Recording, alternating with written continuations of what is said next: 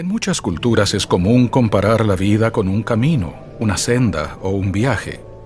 Todos cuantos emprendimos alguna vez un largo viaje, entendemos la validez de tal comparación, pues nos ayuda a ver la vida con propósito y dirección, a sentir que progresamos y que estamos llegando, no a cualquier parte, sino a un destino específico que deseamos alcanzar. Pero aun cuando no estemos muy seguros de a dónde nos llevará la vida, verla como un viaje puede ayudarnos. Hay días en que vamos por el camino de la vida a favor del viento, bajo cielos despejados y por senderos bien pavimentados y delineados.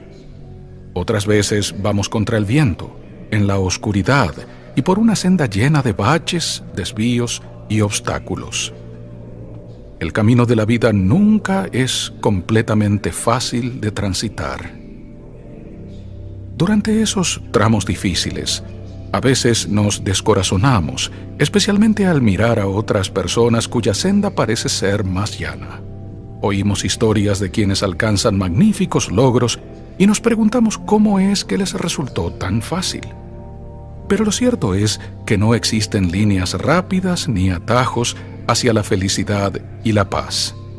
En todos los casos hallamos pesares y contratiempos antes de alcanzar las cimas de la satisfacción y los logros. Toda autobiografía, escrita o no escrita, tiene sus giros en la trama antes de llegar al final de la felicidad perdurable. Así que, en vez de comparar nuestro camino al de otras personas, quizás sea más productivo también ver a los demás como viajeros, por lo que resulta ser casi el mismo sendero. Después de todo, nadie llega demasiado lejos sin ayuda.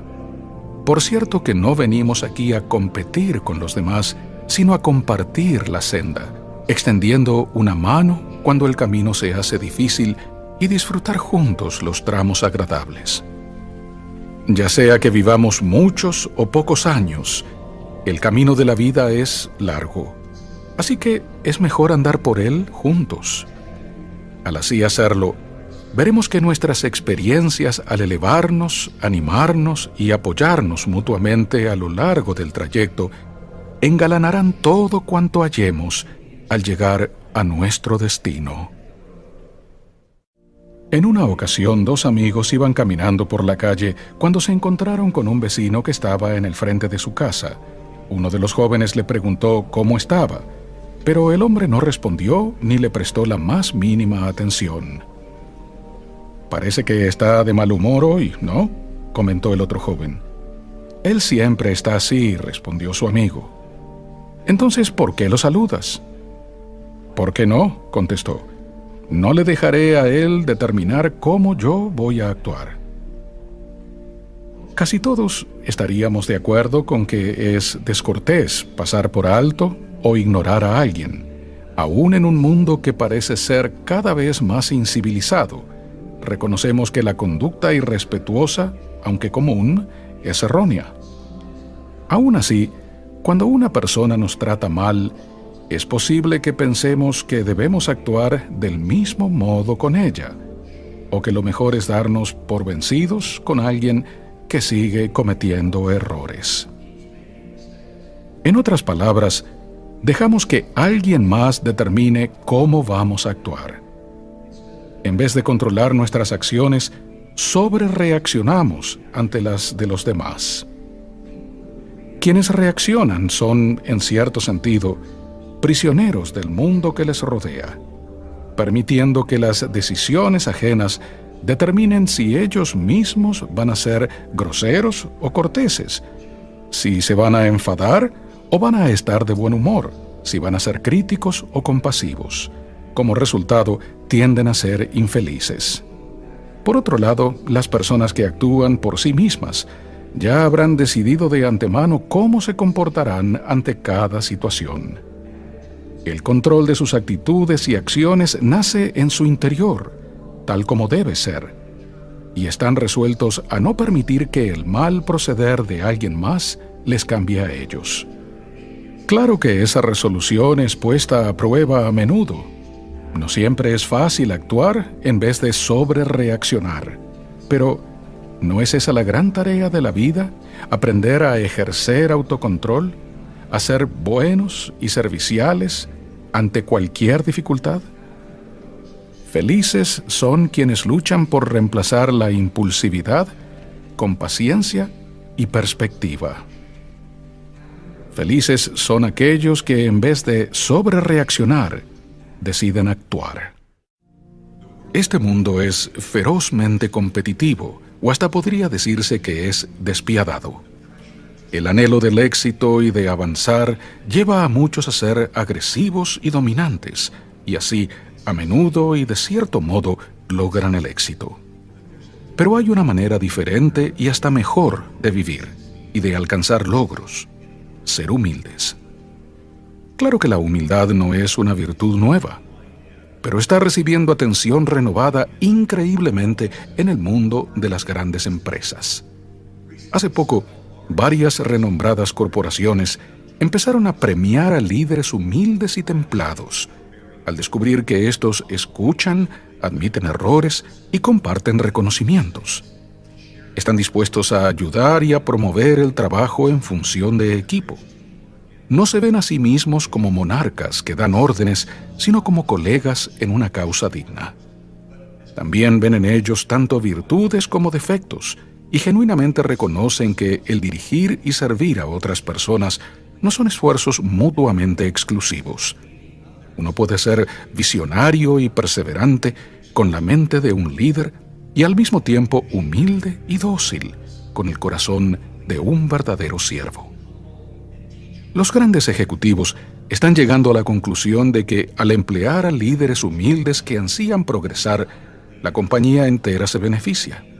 Sus características de cooperación se extienden por la fuerza laboral, extrayendo lo mejor de cada uno.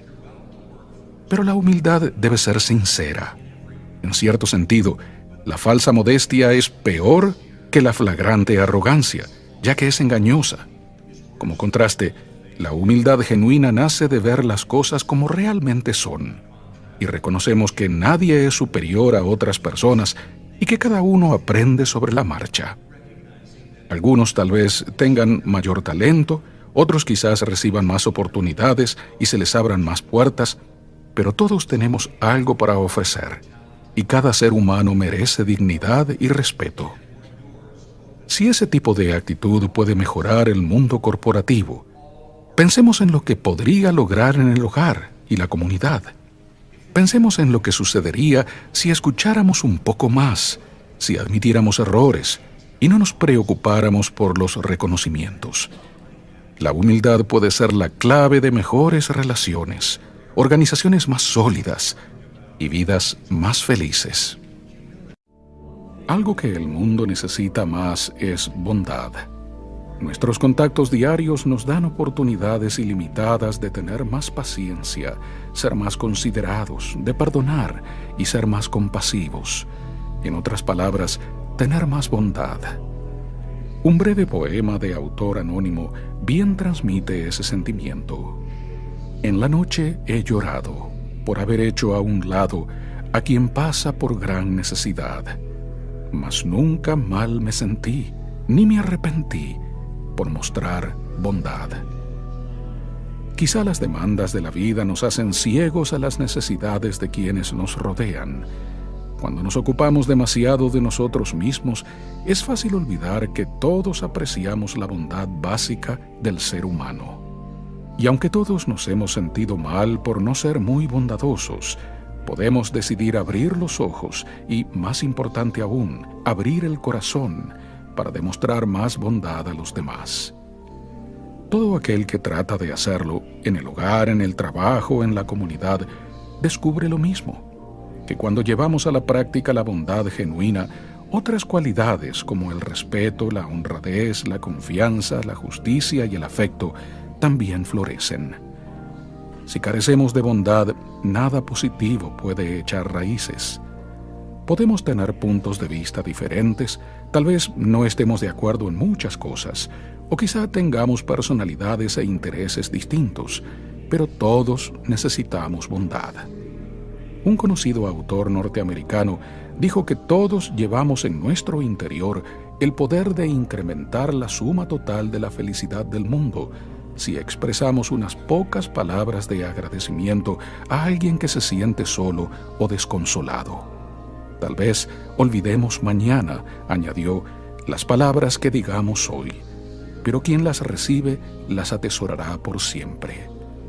Jamás olvidamos la bondad en palabras o en hechos, y jamás nos arrepentimos por mostrar bondad. Vivimos en una época en la que tenemos acceso a más conocimiento que nunca antes. Oprimiendo una tecla o tocando una pantalla, podemos aprender sobre cualquier tema.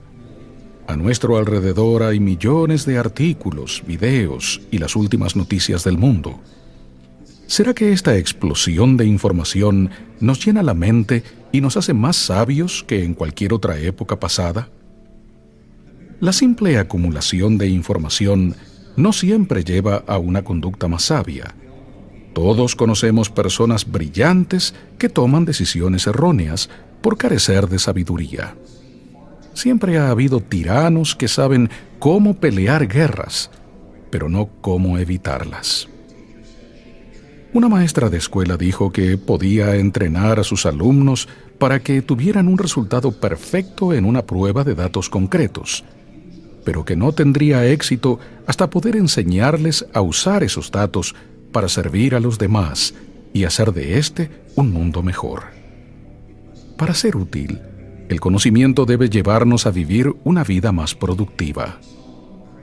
Antiguamente, el rey Salomón pidió a Dios sabiduría, dando más valor a ella que a las riquezas, la fama y la misma salud. Pero no se necesitan riquezas ni un alto estatus social para ser sabio. Los dilemas de la vida diaria bastan para enseñarnos sabiduría si los encaramos con humildad, compasión, integridad y cometido hacia las normas más elevadas. Por ejemplo, una lección que aprendemos es que aunque resulta magnífico conocer detalles, a veces es mejor guardárnoslos y dejar que otros brillen. La sabiduría no tiene tanto que ver con mostrar lo que sabemos, sino con cuánto podemos dar a quienes nos rodean. Esta es una de las razones por las cuales el ser sabios siempre nos hace más felices. Aunque siempre es bueno ganar conocimiento, también debemos fomentar la sabiduría.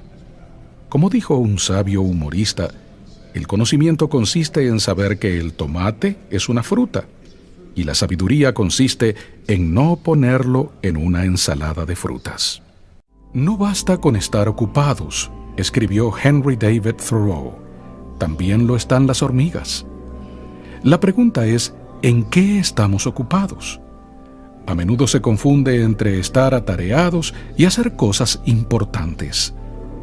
Thoreau nos recuerda que, aunque algo requiera esfuerzo, no quiere decir que valga la pena hacerlo. El comienzo de un nuevo año es un buen momento para reflexionar en lo que hacemos. Hay quienes tal vez estén dedicando demasiado tiempo a alcanzar metas que, a la larga, no son tan relevantes. Otros quizá estén envueltos en tantas causas dignas que no lleguen a dar lo mejor de sí a ninguna de ellas en particular. El tiempo es algo de gran valor, y a veces procuramos abarcar demasiado, actuando a toda velocidad dentro de las 24 horas del día. Muchas veces podemos dar mejor uso al tiempo al ir más despacio, al escuchar a un ser querido que nos necesita y al disfrutar cosas más sencillas. A alguien que trabajaba mucho, las vacaciones y los festivos le parecían una pérdida de su valioso tiempo. Rara vez tomaba días libres, pues se dedicaba solo a escalar posiciones en su empleo sin pensar en lo que hallaría al alcanzar esa cima. Se enorgullecía de estar tan ocupado, se sentía muy productivo, yendo y viniendo, hasta que las personas a su alrededor llegaron a sentir que él estaba demasiado atareado para darles su atención. Entonces, un buen día se le acabó el tiempo y empezó a lamentar las muchas oportunidades que había perdido.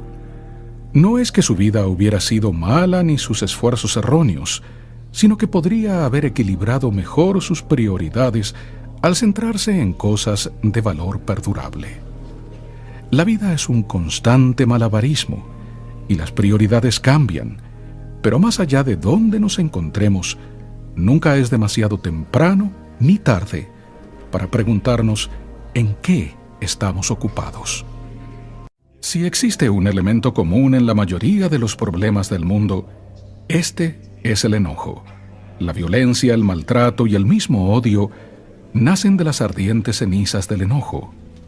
Todos hemos visto cómo este daña relaciones y destruye el amor y la confianza. Lo que es más, los estudios médicos revelan que el enojo nos puede privar del sueño, hacernos comer más de la cuenta y causar daños en el corazón.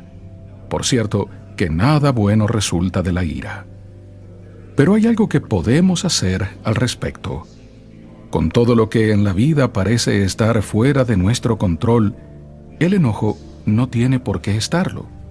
Podemos empezar por evitar juzgar antes de tiempo. En vez de dar por sentado que alguien trató de ofendernos, podemos más bien considerar que sus motivos fueron inocentes.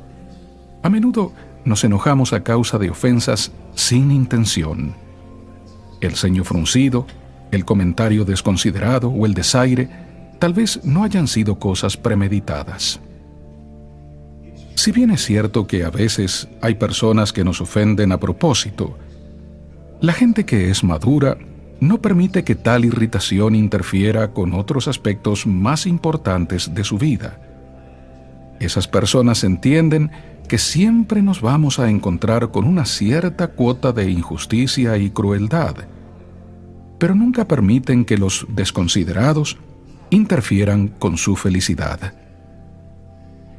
Es cierto que la vida puede ser exasperante, pero si dejamos que la ira determine nuestras acciones, habremos perdido el control propio y la libertad personal. Como declaró Ralph Waldo Emerson, por cada minuto que damos cabida al enojo, desperdiciamos 60 segundos de tranquilidad. Entonces, cuando se acumula la ira, en vez de permitir que nos afecte aquello que no podemos controlar, respiremos hondo o contemos hasta 100. Al reemplazar la ira con paz, la hostilidad con comprensión y el odio con amor y compasión, aunque sea de un modo pequeño, contribuiremos a que el mundo sea mejor. El sentirnos sinceramente felices por la buena fortuna de otra persona tal vez sea una de las muestras más auténticas de bondad y amistad. Sin embargo, a veces parece más fácil hallar a alguien dispuesto a llorar con uno en momentos de angustia que encontrar a quien se regocije con nuestros éxitos. La mayoría de las personas demuestran ser compasivas con los que sufren, pero es en quienes genuinamente se deleitan en el éxito ajeno que se manifiesta una cualidad singular. A tal cualidad se le suele llamar una mentalidad de abundancia, o sea, la convicción de que la vida está colmada de buena fortuna, que todos podemos ser felices y que la dicha de una persona no disminuye su caudal para los demás. Quienes así piensan no se sienten celosos de aquel que está saliendo adelante en la carrera de la vida, puesto que saben que la vida no es una carrera. Miden el éxito no por la cantidad de gente que dejan atrás, sino por cuántos impulsan hacia adelante. Sienten que el triunfo individual es una victoria colectiva, y tal generosidad de espíritu les llena de paz y alegría. La vida de por sí puede resultar inquietante, y el transformarla en una competencia complicará las cosas aún más. ¿Cómo podemos superar la propensión a contar victorias y derrotas? ¿Cómo podemos llegar a festejar la dicha y el éxito de los demás? Tal vez la respuesta esté en ver más allá de lo mundano de la vida y desarrollar una visión más amplia de esta existencia mortal. Esto quizá nos ayude a ver que no somos víctimas, que nuestros buenos esfuerzos generalmente dan dividendos positivos y que las cosas de mayor importancia, como el amor, la paz y la verdadera dicha, son realmente perpetuas. Veremos que el guardarnos una felicitación no nos hará más felices, En realidad, es cuando mostramos tener un corazón pleno y vitoreamos a los demás que nos sentimos mejor. Quizá nuestras circunstancias no cambien, pero el corazón sí. Somos bendecidos con mayor serenidad cuando nos regocijamos con quienes se regocijan. El alegrarnos por el éxito de los demás nutre de alegría todo nuestro ser. Se ha dicho que cuando uno se compara con otras personas pueden suceder dos cosas, y ambas son dañinas: decidir que uno es mejor que los demás o concluir que otras personas son mejores que uno, lo cual lo hará sentirse insatisfecho y por demás decepcionado. Como lo observó un comentarista, para algunas personas el placer de tener algo bueno se desvanece tan pronto como alguien más tiene algo mejor. Nuestro sentido de dicha se revitaliza o se destruye como producto de las comparaciones. Una vida consumida por anhelos insatisfechos se vuelve una aflicción. El antídoto es el concepto de lo suficiente. Muchos tienden a medir su valor personal según sus posesiones, pero las personas más felices del mundo no son las más prósperas, pues han aprendido a distinguir entre las cosas que necesitan y las que quieren, entre lo suficiente y la abundancia. Igual fijan metas y se esfuerzan al máximo por tener éxito, pero su satisfacción surge más de lo que dan que de lo que tienen. Tales personas saben cuándo ya es suficiente. Todos conocemos a gente así. Se la encuentra por todas partes, en toda clase social y situación económica. También conocemos a quienes tienen mucho pero siguen insatisfechos. Lo cierto es que nunca llegaremos a tener suficiente de lo que no necesitamos. El buscar incesantemente por más y mejores cosas puede abrumarnos tremendamente. Cuanto antes descubramos la dicha de lo suficiente, tanto antes hallaremos paz, aún en los momentos más difíciles de la vida. Una anciana aprendió esta verdad al acostumbrarse a su nueva casa. Era mucho más pequeña que aquella en la que había criado a su familia, pero llegó a encantarle la ventana que daba al patio, tener una cocina no tan grande, menos habitaciones para limpiar, y por contar con el espacio apropiado para recibir a sus seres queridos. Se sentía feliz, pues le resultaba suficiente para sus necesidades.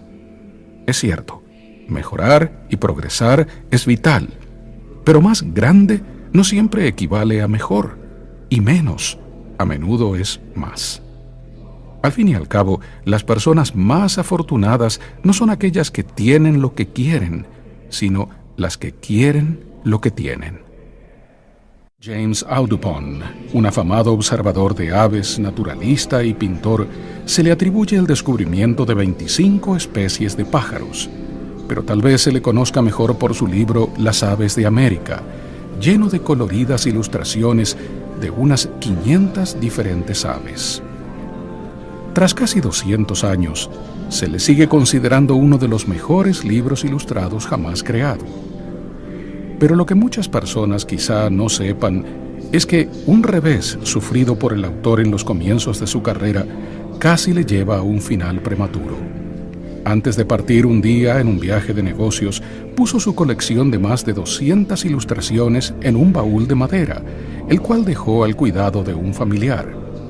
Al regresar de su viaje, se horrorizó al enterarse de que un par de ratas había entrado en el baúl y masticado el papel, destruyendo años de meticuloso trabajo.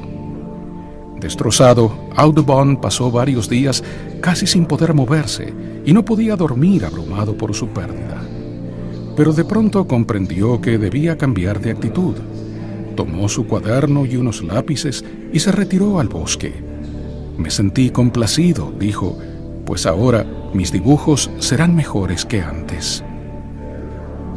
Y eso fue lo que hizo, siendo hoy día sus brillantes ilustraciones la norma en base a la cual se mide a los pintores de pájaros. Así que la actitud de Audubon ante la tragedia puede llegar a ser una valiosa referencia para nosotros. ¿Cómo reaccionamos ante los infortunios de la vida? Todos los tenemos, pero tal como lo aprendió Audubon, la diferencia entre la dicha y la desgracia, entre el éxito y el fracaso, depende no tanto de lo que nos sucede en sí, sino de cómo decidimos reaccionar ante lo que nos sucede. La actitud da forma a la manera como vemos el mundo. Con fe y esperanza podemos empezar a ver las cosas más positivamente y a robustecer nuestra determinación de dar nuestros mejores esfuerzos y seguir adelante. Nuestra actitud determinará tanto nuestro presente como nuestro futuro. John James Audubon prefirió creer que, aun cuando sus esfuerzos previos se habían perdido, sus mejores realizaciones todavía le aguardaban. Y tenía razón. El éxito humano comienza el día que decidimos hacer mejores dibujos que antes. ¿Cuántas veces se nos ha dicho que debemos acostarnos temprano y también levantarnos temprano? Siglos atrás, el estadista y científico Benjamin Franklin declaró: el acostarse temprano y temprano levantarse pone a la salud, a la fortuna y al buen juicio a nuestro alcance. Mucho antes que él, Aristóteles dijo: es bueno estar en pie antes del amanecer, pues tal hábito contribuye a la salud, a la fortuna y al buen juicio. La experiencia personal confirma que cuando el cuerpo y la mente están descansados y mejor preparados para el día que nos aguarda, logramos un mejor rendimiento. Pero, ¿por qué es tan difícil descansar lo necesario? A veces sentimos que tenemos mucho para hacer y nos quedamos levantados hasta tarde para atender tareas que podríamos hacer más rápido y mejor temprano en la mañana. Otras veces, carecemos de la disciplina para apagar el televisor o la computadora e ir a descansar. Y después nos preguntamos, ¿por qué no tenemos energía? La respuesta es muy sencilla. En una reciente encuesta a estudiantes universitarios, se descubrió que las calificaciones mejoran en proporción a cuán temprano se levanta un estudiante en la mañana. De hecho, se observó que los hábitos de sueño influyen más en las calificaciones que el ejercicio y la alimentación. En conclusión, los estudiantes que descansan lo necesario rinden más en los estudios. Por cierto que esa misma conclusión se aplica a toda otra ocupación diaria. Además de todas las razones prácticas para tener un buen descanso, las horas matutinas pueden ser las más hermosas del día. La tenue luz que pone al mundo en marcha es algo magnífico, pareciendo hechizar delicadamente todo cuanto tiene vida sobre la tierra. Al amanecer, el mundo está en calma y antes del ajetreo cotidiano, llegamos a discernir no solo los sonidos de la naturaleza, sino a identificar más claramente nuestra voz interior y la influencia divina. No nos privemos de las bendiciones de acostarnos temprano y temprano levantarnos.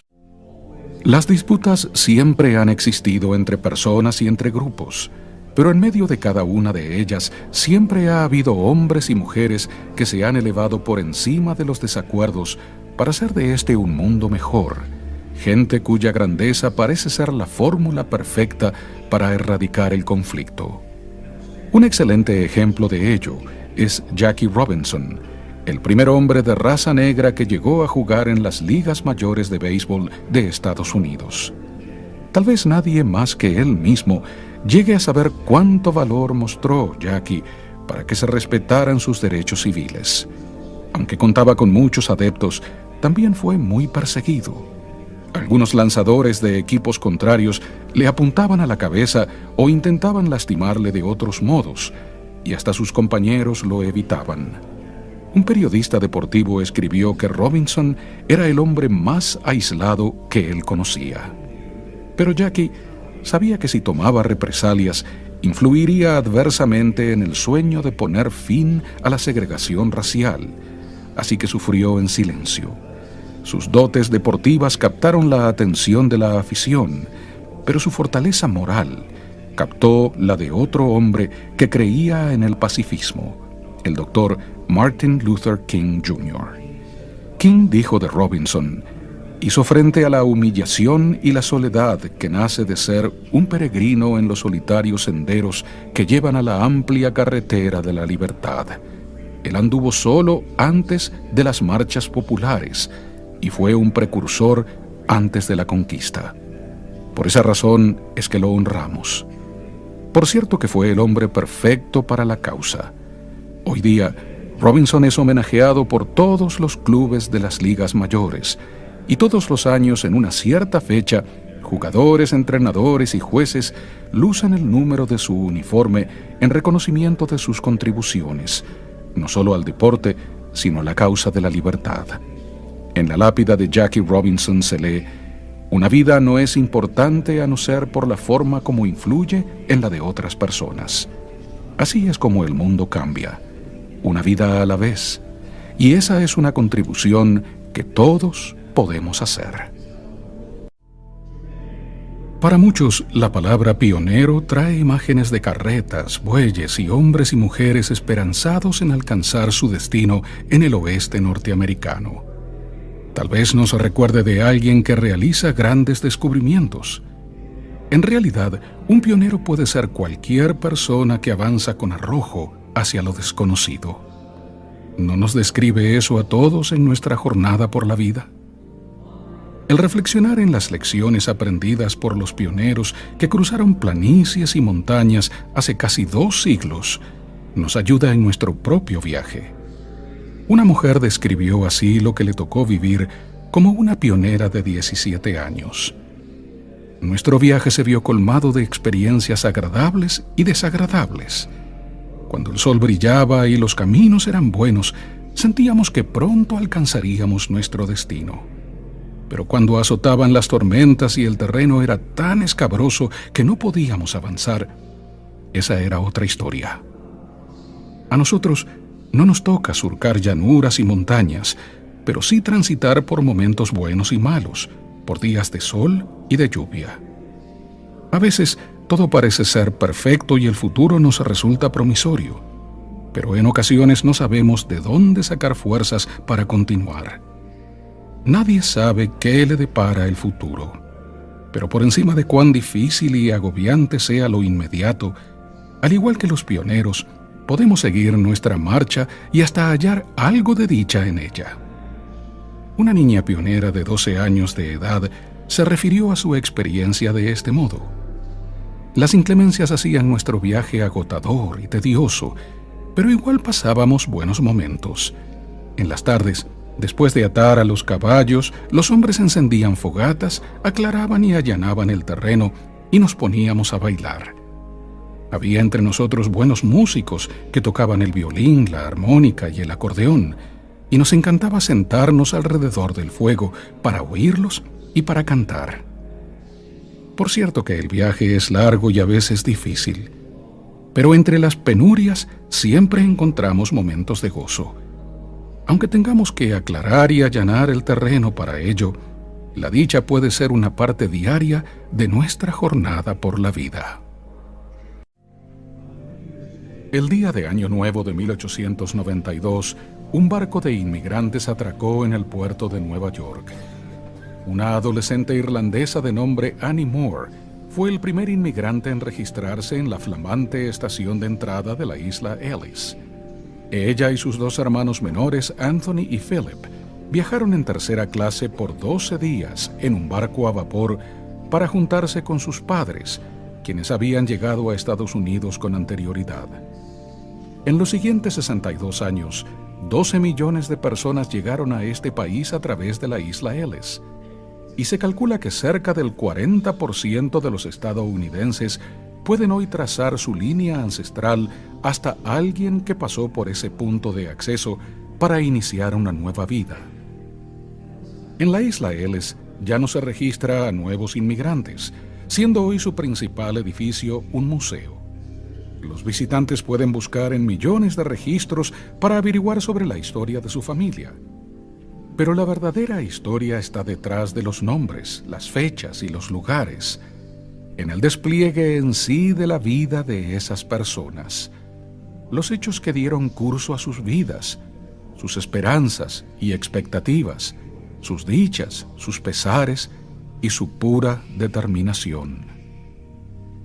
Al enterarnos de sus relatos, estamos mejor preparados para lanzarnos a una nueva era, ya que ellos magnifican la experiencia del diario vivir.